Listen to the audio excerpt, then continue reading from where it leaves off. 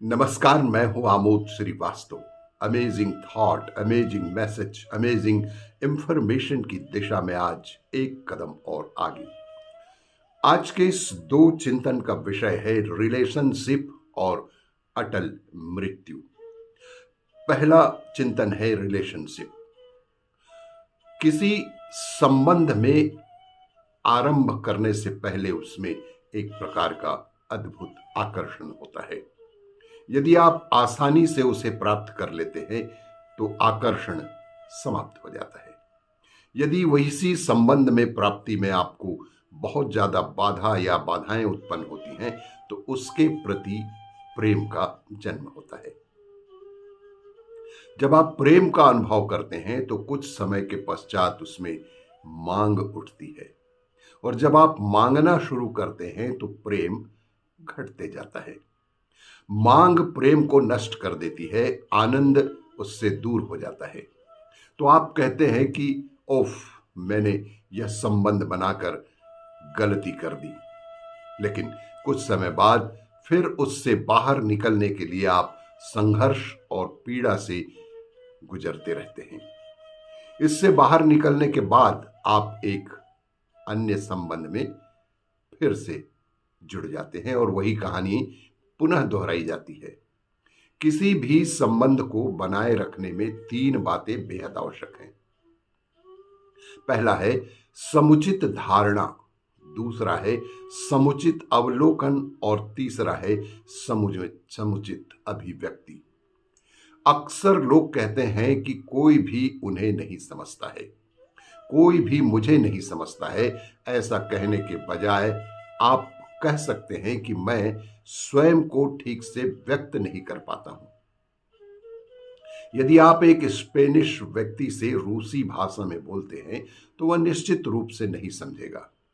सही धारणा तब हो सकती है जब आप स्वयं को दूसरे व्यक्ति के दृष्टिकोण से देखते हैं, और सही धारणा फिर सही अवलोकन, आपकी धारणा समुचित हो सकती है, लेकिन आप प्रतिक्रिया किस प्रकार देते हैं, आप अपने भीतर कैसे अनुभव करते हैं, अपने स्वयं के मन का निरीक्षण करना दूसरा महत्वपूर्ण पहलू है। आपके भीतर संवेदना तथा प्रवृत्तियों के अवलोकन के साथ संस्कारों का अवलोकन भी बेहद आवश्यक होता है। यही तीन बातें रिलेशनशिप के लिए आपके जीवन में बहुत बहुत आवश्यक है। आज के इस दूसरे चिंतन का विषय है मृत्यु अटल है। एक समय की बात है कि भगवान विष्णु गरुड़ पर बैठकर कैलाश पर्वत पर गए। द्वार पर गरुड़ को छोड़कर खुद शिव से मिलने अंदर चले गए। तब कैलाश की अपूर्व प्राकृतिक शोभा को देखकर गरुड़ मंत्रमुग्ध हो गए थे कि तभी उनकी नजर एक बहुत खूबसूरत और छोटी सी चिड़िया पर पड़ी। चिड़िया कुछ इतनी सुंदर थी कि गरुड़ के सारे विचार उसकी तरफ आकर्षित होने लगे। उसी समय कैलाश पर यमदेव पधारे और अंदर जाने से पहले उन्होंने उस छोटे से पक्षी को बेहद आश्चर्य की दृष्टि से देखा। गरुड़ समझ गए उस चिड़िया का अंत निकट है और यमदेव कैलाश से निकलते ही उसे अपने साथ यमलोक ले जाएंगे। गरुड़ को दया आ गई। इतनी छोटी और सुंदर सी चिड़िया को मारता हुआ या मरता हुआ नहीं देख सकते। उसे अपने पंजों में दबाया और कैलाश से हजारों कोस दूर एक जंगल में एक चट्टान के ऊपर छोड़ दिया और खुद वापस कैलाश पर आ गए। आखिर जब यम बाहर आए तो गरुड़ ने पूछ ही लिया कि उन्होंने उस चिड़िया को इतनी आश्चर्य भरी नजर से क्यों देखा था।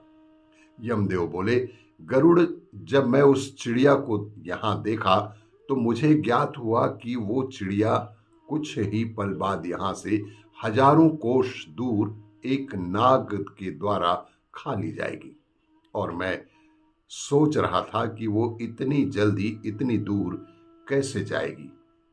पर अब जब वो यहां नहीं है तो निश्चित ही वो मर चुकी होगी। गरुड़ समझ गए कि मृत्यु टाले नहीं टलती, चाहे आप कितनी भी चतुराई कर लें, मृत्यु अटल होती है। आपको ये मेरा वीडियो अच्छा लगे तो लाइक करें, शेयर करें और सब्सक्राइब अवश्य करें।